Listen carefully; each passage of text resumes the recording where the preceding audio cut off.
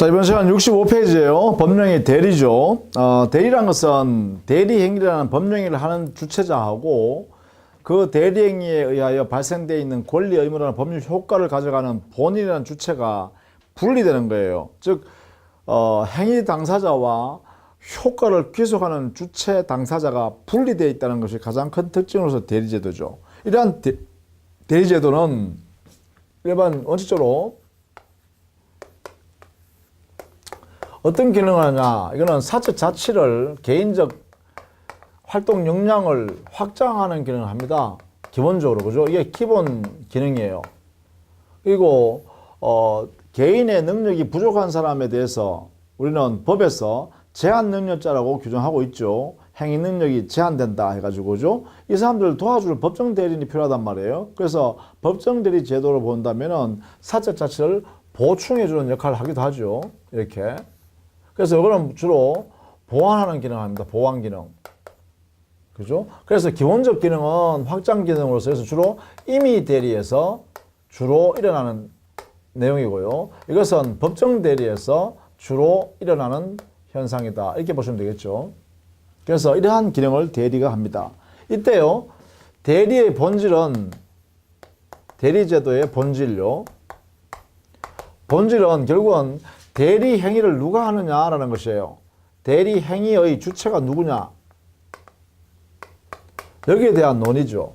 여기에 대해서 현재 통설은요, 학계 통설은 대리인이 의사결정을 스스로 해서 대리 행위를 하는 것이다 해서 대리인 행위설을 통설로 하고 있습니다. 이것이 우리 민법의 태도이기도 해요. 민법의 태도. 이게요, 대리인이 행위 주체다. 민법의 태도 근거는 뭐냐? 민법 116조에 가면 나중에 보겠습니다만 대리 행위의 하자 유무는 대리인을 기준으로 판단한다라는 게 원칙으로 선언했어요. 원칙. 그래서 결국은 대리 행위를 하는 주체는 대리인이 하는 것이다라는 근거에 의해서 116조를 만들었다라고 봐야 되니까 우리는 민법 태도도 대리인 행위설에 기초한다. 이렇게 해석하고 있죠. 자, 그것이 66페이지에 가면 제일 위에 있습니다. 제일 위에 양갈로 2번에 보시면 통설인 대리인 행위설에 따르면 대리인의 대리적 효과 의사와 법의 조력에 의해서 법령행위 효과가 본인에게 기속한다고 한다. 즉 법령행위를 하는 대리인에게 법령행위 효과를 직접 본인에게 미치도록 하겠다는 의사가 있고 이에 따라서 그 내용을 인정하는 것이다 라고 했어요. 우리 민법도 이렇게 해석한다. 그리고 마지막 부분에 보면 우리 민법이 대리인 행위설을 취하고 있다는 실제법적 근거로 116조를 들고 있다 해놨죠. 116조가 뭐냐?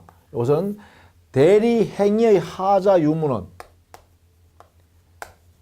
대리 행위에 있어서 하자의 유무, 판단 기준이죠. 이것은 대리인을 기준으로 한다라는 대리인 기준설, 여기에 116조에 있다는 거죠. 이게 근거하면 결국은 대리인이 행위의 주체다라는 뜻이다. 이렇게 보는 거죠. 자, 이러한 대리제도는요, 대리제도는 무한대로 적용되는 게 아니죠. 대리제도가 적용되는 범위는 기본적으로요, 대리행위라는 것은 법령인데 그 법령행위는 뭐냐? 재산권에 관한 법령입니다. 재산권에 관한 법률행위에 대리가 적용됩니다. 대신할 수 있다는 거죠. 대리인이 의사결정을 본인을 대신해서 할 수 있다. 이런 것이죠. 그래서 재산권에 관한 법률행위에 한한다. 이렇게 해석해야겠고, 이 법률행위는, 이 규정은, 여기에 관한 규정은 준법령에도 적용할 수 있죠. 유추 적용. 따라서 대리제도도요, 준법률행위에 적용될 수 있겠다. 이겠죠. 여기에도 적용될 수 있다. 특히 준법령에는요, 표현행위인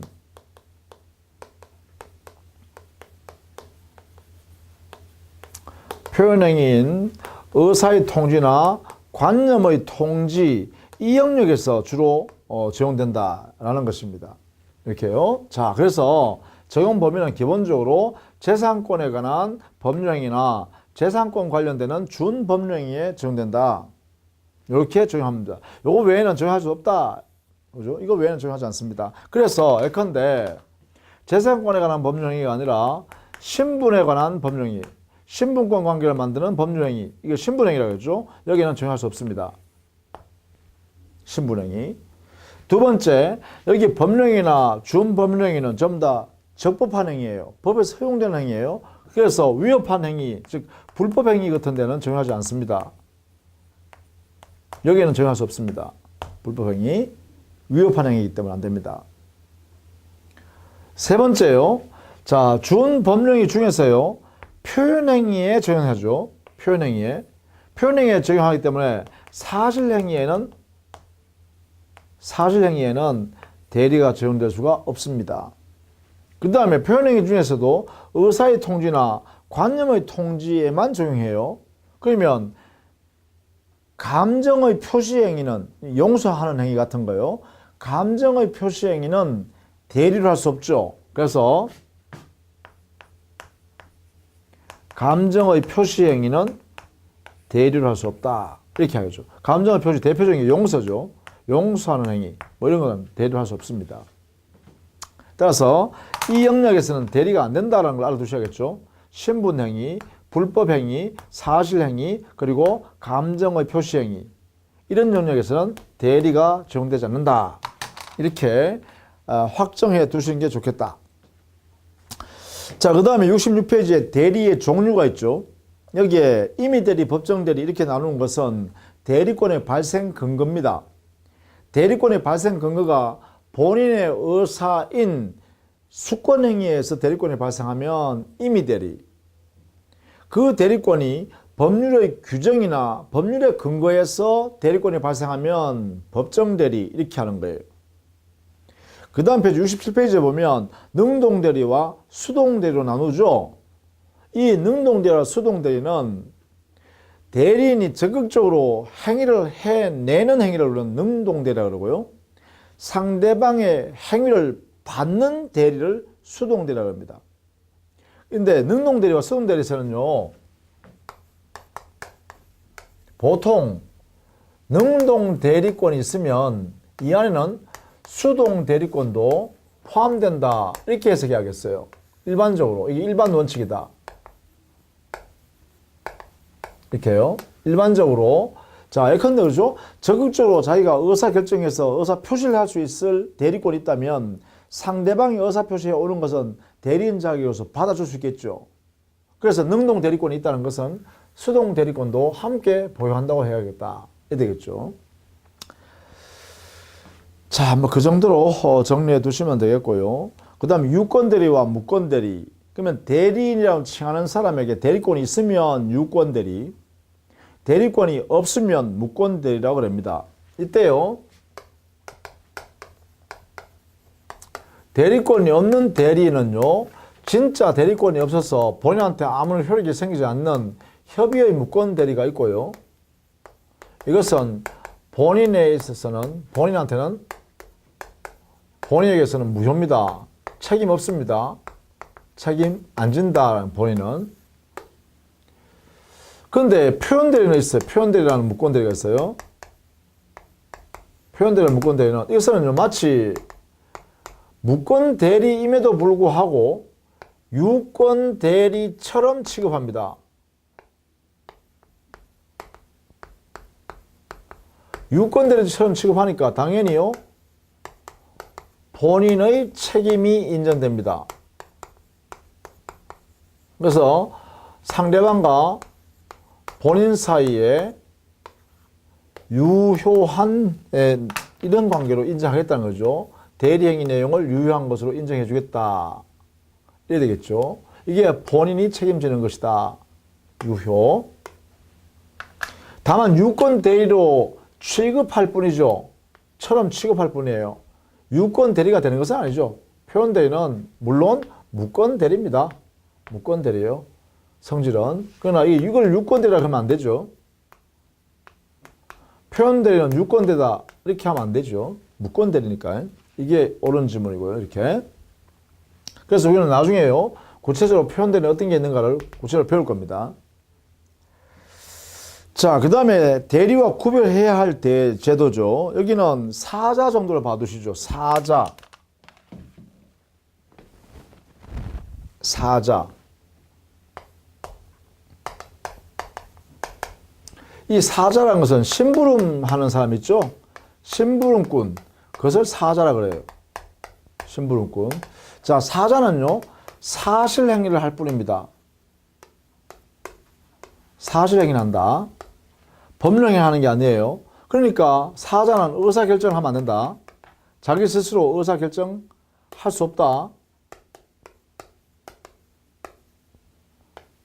의사결정 할 수 없어요.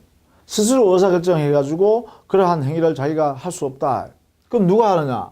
의사결정은 이거는 일 시키는 본인, 그죠? 시키는 본인이 결정한다. 본인이. 그래서 본인이 의사결정 능력이 있어야겠죠. 자, 이런 것이 사자예요. 이에 반해서 대리인은요, 대리인은 재산권에 관한 법률행위를 하는 거잖아요. 그죠? 사실행위를 할 수는 없습니다. 오히려. 그죠? 법령이 한다. 그죠? 법령이. 그 다음에 대리인 스스로가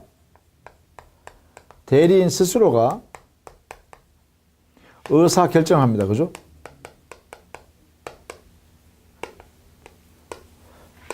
본인이 하는 게 아니다. 그죠?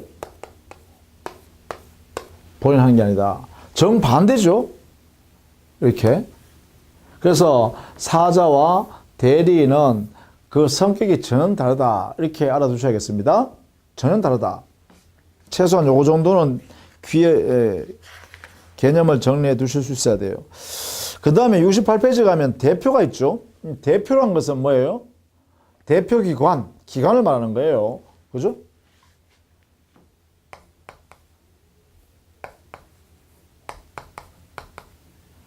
대표, 뭐 이거는 기관을 말합니다. 기관. 누구 기관이에요? 법인의 대표니까요. 법인의 기관입니다. 자, 법인의 기관이라는 것은 어떤 의미냐 하면 이것은 법인의 구성 부분이라는 거죠. 구성 부분. 다른 말로 하면 법인의 일부라는 것이죠. 이렇게. 그렇기 때문에 여기 대리인은 뭐냐? 본인과 별개의 사람입니다. 본인과 별개의 독립된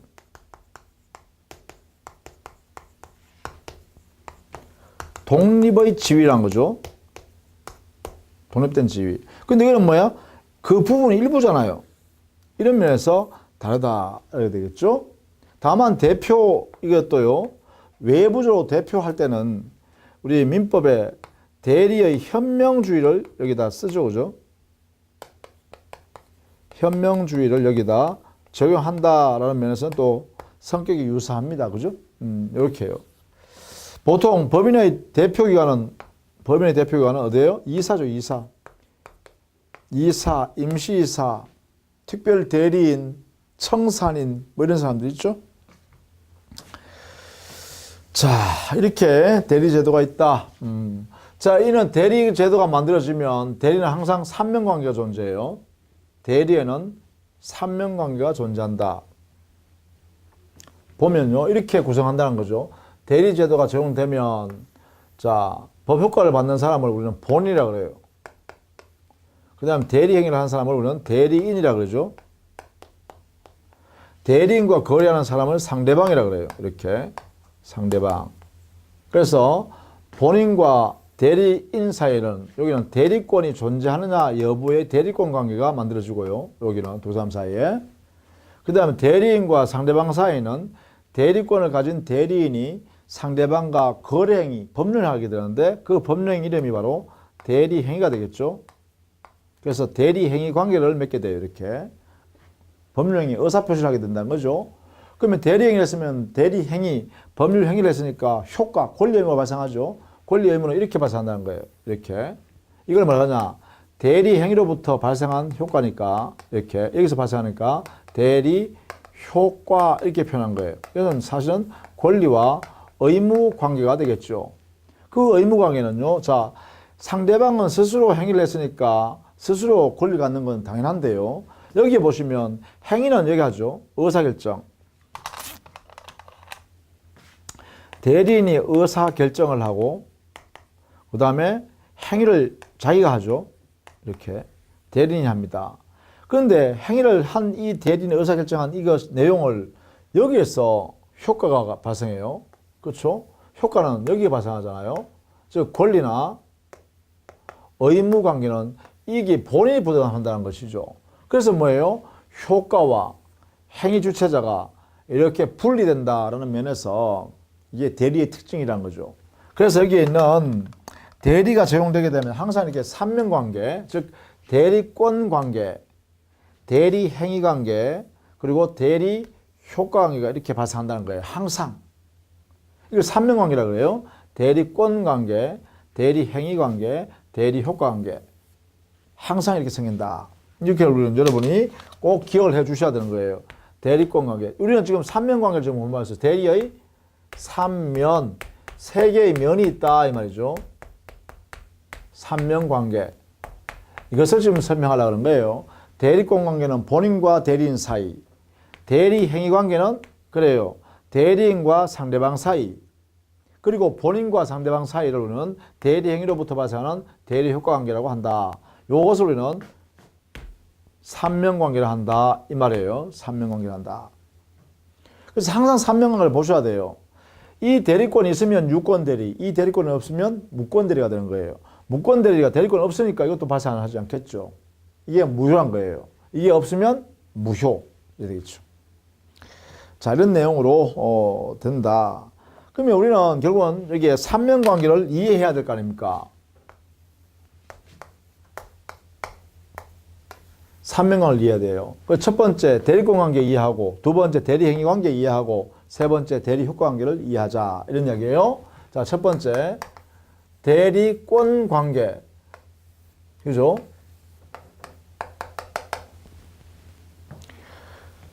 대리권이라는 것은요 권한입니다. 권한, 권리가 아니라. 대리권 할 때 권자는 권리가 아니라 권한이다.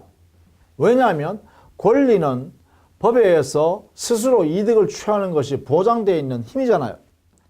그러면 대리인이라는 사람이 대리권을 갖게 되는데 그 대리인이 그 대리인으로부터 나오는 권리를 자기가 가져가지 못하잖아요. 자기가 이득을 취할 수 없잖아요. 그게 뭐 누구한테 가요? 전부 다 본인한테 가버리잖아. 그러니까 대리권을 가지고 있는 대리인이 스스로 이득을 취할 수 있는 게 아니라는 거예요. 그런 면에서 권리가 아니라 권한이다. 권한은 건 뭐냐? 권한이란 것은 일정한 타인을 위한 자격입니다. 행위를 할 수 있는 자격. 타인 위해 일정한 행위, 법령일을 할 수 있는 자격을 말합니다. 자격이나 지위를 말해요. 이것을 우리는 권한이라고 합니다. 권한. 그러니까 대리권이 바로 대표적인 권한이다. 우리 민법도 이렇게 해석합니다. 그러면 이러한 대리권은 무엇에 근거해서 발생하나? 발생 원인은, 자, 대리권은 기본적으로 법정 대리권과 법에 정해져 있는 대리, 임의 대리권이 있습니다. 그렇죠? 그래서 법정 대리권의 발생, 임의 대리권의 발생을 보면 되겠죠. 대리권의 발생 원인은, 그래요. 법정 대리권의 경우에는 법률의 규정에서 발생하겠죠. 법 규정에서. 그러나 임의 대리권의 범위는, 임의 대리권은 어디서 발생하나요? 본인의 수권행위에서 발생한다. 그죠?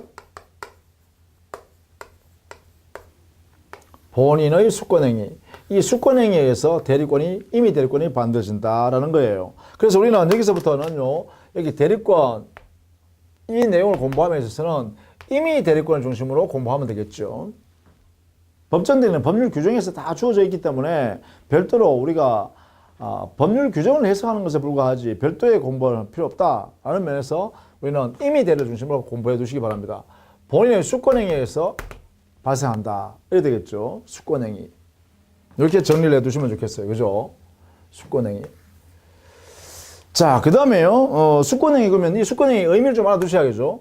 이거는 상대방 있는 단독행위입니다. 있는 단독행위로서 본인의 의사표시 한계에 들어가 있기 때문에 그렇습니다. 그리고 이 단독행위는 방식은 무제한으로 인정합니다. 방법, 방식, 이건 무제한이다. 무제한으로 할 수 있다. 이렇게 해석하면 되겠죠. 그죠? 이렇게. 따라서 수권행위는 이걸 통해서 임의 대리권이 발생한다. 그죠? 그래서 성질은 뭐냐? 상대방은 단독행위라는 걸 조심해야 됩니다. 계약이 아니라 단독행위다. 이렇게 정리하시면 되겠죠. 자, 이러한 내용의 대리권이 발생했다면 그 대리권의 범위는 법정 대리권의 경우는 법 규정을 보면 되겠죠. 규정에서 대리권의 범위를 정해놨습니다. 그러면 임의 대리권의 범위는 어떻게 정할까요? 바로 여기서 정해지죠. 본인의 수권행위에 의해서 정해진다. 이렇게 보시면 되겠죠. 수권행위에 의해서 정해진다. 그래서 수권행위를 해석하면 됩니다. 해석. 그런데 수권행위 해석을 통해서도 불분명하면 이때는 민법 118조에 있는 보충규정을 통해서 이것을 통해서 해석해 줄 수 있다. 이래 되겠죠. 여기에 보면 보충규정의 내용이 뭐냐? 보존행위라든지 보존행위, 이용 계량행위는 대리권이 불분명한 경우라도 대리인이 할 수 있도록 해놨죠. 이러한 행위를 뭐라 하냐? 바로 관리 행위를 한다. 이렇게 해석한다는 거죠. 따라서 대리권의 범위가 불분명한 임의 대리인은 보존, 이용, 계량 행위라는 관리 행위를 할 수 있다. 다만 여기 조심해야 될 게요. 보존 행위 할 때는 무제한으로 다 할 수 있지만 무제한으로. 그러나 이용, 계량 행위는 반드시 성질이 변하지 않는 범위 내에서만 할 수 있다는 것을 알아두셔야 됩니다. 이용, 계량 행위는 성질이 변하지 않는 범위 내에서만 대리인이 할 수 있다는 것입니다. 이러한 내용으로의 관리 행위는 가능하지만 대리는 처분 행위는 할 수가 없습니다. 기본적으로 대리인의 범위가 대리권의 범위가 불분명할 경우 원칙적으로 처분 행위는 하지 못한다. 이렇게 정리를 해 두셔야겠죠. 이것이 바로 대리권의 범위라고 해석하면 되겠죠. 자, 우리 교재는요, 70페이지에 제일 밑에 보시면 대리권의 범위, 임의 대리권의 범위는 수권행위 해석을 통해서 한다. 이렇게 정리하고, 그 구체적인 판례들은 71페이지에 두 번째 줄에 있습니다. 토지 매각의 대리권을 줬다면 중도금, 잔금 같은 대금 수령 권한도 포함되어 있고, 또 대금 지급 기일, 중도금 지급 기일이나 잔금 지급 기일을 연기해 줄 수 있는 권한도 포함되어 있다. 이렇게 해석할 수 있죠. 또 거기에 수권행위 해석을 통해서 그 범위를 정할 수 없다면, 즉 확인될 수 없다면, 불확정적이라면, 불분명하다라고 하면 이때는 우리 민법 118조에 의해서 보충적으로 보존, 이용, 계량 행위를 할 수 있도록 해놨죠. 그래서 보존행위는 무제한으로 인정하지만 여기에 이용, 계량 행위는 그래요. 성질이 변하지 않는 범위 내에서만 할 수 있다라는 것입니다. 그 예를 쭉 설명해 놨으니까 여러분 살펴보시면 되겠다라는 것이죠. 자, 이렇게 해서요. 대리권의 범위를 정할 수 있어요. 자, 이러한 대리권의 범위 알지라도 대리권은 제한되는 경우가 있습니다. 대리권 제한. 그것이 뭐냐? 우리 민법상에 자기계약이나 쌍방대리 하는 것을 금지하고 있어요. 쌍방대리를 이것을 금지하고 있다. 이렇게 하고 있죠. 이렇게. 이게 첫 번째입니다. 즉 자기계약이라는 것은 대리인이 스스로 상대방이 되어버리는 거죠. 그러면 대리인이 본인을 위해서 의사결정하고 상대방을 정해야 되는데 자기가 그 상대방에 들어가 있으니 바로 대리인 혼자 그 계약관계를 실행하겠죠. 그러게 되면 본인한테 손해가 나겠죠. 손해가 발생할 염려가 크다는 것이에요. 그래서 자기계약은 하지 마라라는 원칙을 선언한 거죠. 그러면 쌍방대리라는 것은 뭐냐? 본인과 상대방을 모두 대리권 수여받아 버리는 거죠. 그러면 결국은 뭐야? 상대방과 거래하는 내용들의 의사결정을 역시 대리인 혼자 하는 거죠. 그래서 자기계약과 마찬가지로 이 쌍방대리를 해버리면 대리인 혼자 그 계약 내용을 정한다. 그러니까 결국은 본인한테 손해 발생할 염려가 크다는 것이죠. 그래서 이러한 행위는 금지하고 있습니다. 만약에 이 금지를 위반하면 대리권이 없는 대리행위다 해서 무권 대리행위로 취급해버립니다. 그래서 본인한테는 효력이 안 생기는 무효인 행위로 이렇게 만들어버리죠. 무권 대리행위로 취급해서 무효가 되어버립니다. 이걸 위반하면. 다만 자기계약 쌍방대리가 예외적으로 허용되는 경우 있죠. 예외로 허용하는 경우가 있습니다. 이때는 뭐냐? 본인한테 손해 발생할 염려가 없을 때입니다. 그것이 뭐냐? 본인이 허락한 경우죠. 본인이 허락하거나 아니면 확정된 채무를 그대로 이행하는 채무 이행 여기에 해당되는 경우만요. 이 경우에만 자기계약을 하든 쌍방대리를 하든 본인한테 손해 발생할 염려가 없으니까 그때는 가능하다, 허용한다 이 말이죠. 예외적으로. 그죠? 자, 이때 채무 이행도요. 확정된 채무를 이행기가 도래했을 때 그대로 이행하는 것만 허용합니다. 여기에 이 채무를 변경하거나 다른 내용을 바꾸거나 그 다음에 또 이 채무가 다툼이 있거나 채무가 이행기 도래하지 않은 것을 이행하는 것은 허용되지 않습니다. 그래서 요 내용도 여러분이 숙지해 두셔야 돼요. 요 부분 예외 부분 있죠. 사례 같은 것도 알아두셔야 돼. 본인의 허락, 채무 이행, 특히 채무 이행의 내용을 살펴보실 필요가 있겠죠. 자, 그렇게 해주시기를 바랍니다. 자, 그 다음에 이 대리권을 제한하는 방법으로서 두 번째는 어떤 게 있냐, 이런 것도 있을 수 있죠. 원래 본인한테 대리인이 여러 사람이면 각자 대리가 원칙입니다. 대리인이 수인일 때는 각자가 대리할 수 있는 게 원칙입니다. 그런데 만약에 본인의 의사가 여러 사람 대리인이 함께 대리행위를 하라고 묶어버릴 수 있죠. 이걸 뭐라 그러냐, 공동대리라 그럽니다. 이렇게 해요. 즉 각자 대리 원칙에 대하여 당사자 본인의 의사에 의해서 공동 대리해달라고 바꿔버릴 수 있어요. 각자 하지 못하게 공동으로 함께하게. 이때 함께한다는 것은 뭘 함께하느냐 하면 바로 대리행위로 나가기 위해서 의사결정할 때 함께하는 거죠. 공동으로 의사결정해서 대리행위로 나가라 이렇게 해버리는 거죠. 그러면 의사결정하려고 그러면 서로 간에 대리인끼리 자기 마음대로 못하니까 제한받죠. 그래서 여기에 의사결정을 공동으로 하라는 뜻이다, 이런 뜻입니다. 이게 의사결정 공동설이라고 그러죠. 따라서 이렇게 공동 대리해야 되는데 만약 이렇게 했음에도 불구하고 만약 이걸 위반해서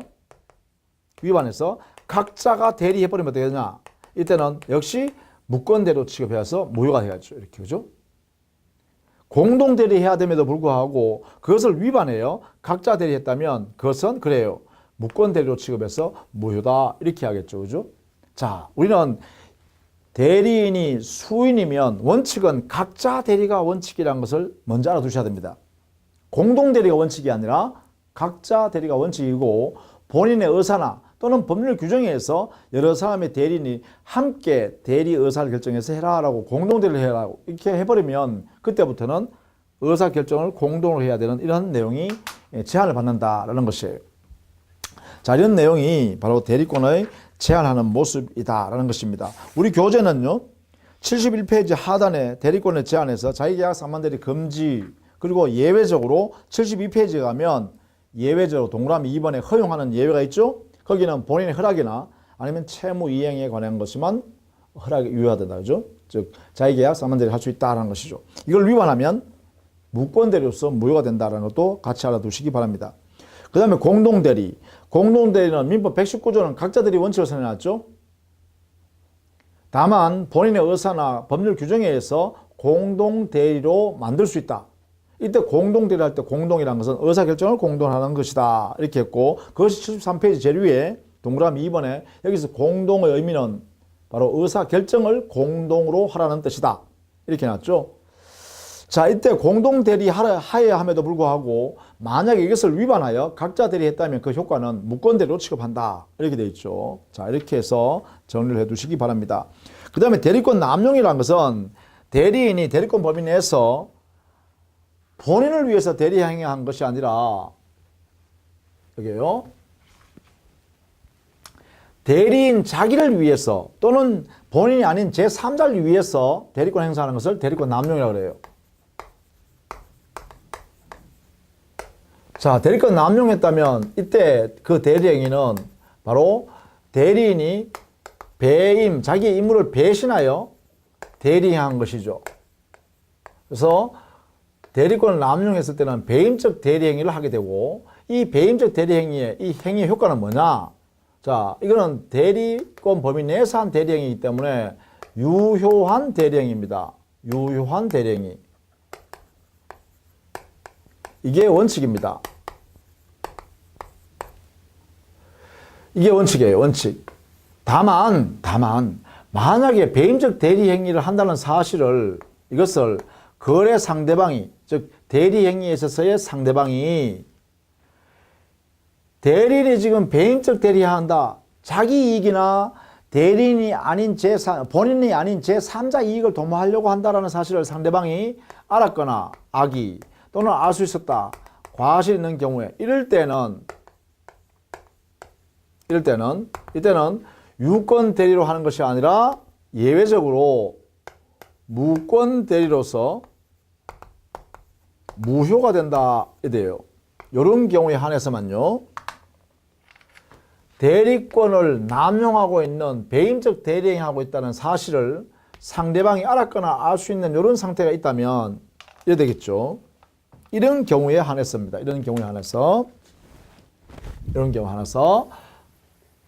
이럴 때는 무권 대리로서 무효로 취급한다. 이렇게 됩니다. 이거는 예외적인 현상이에요. 원칙은 유권 대리.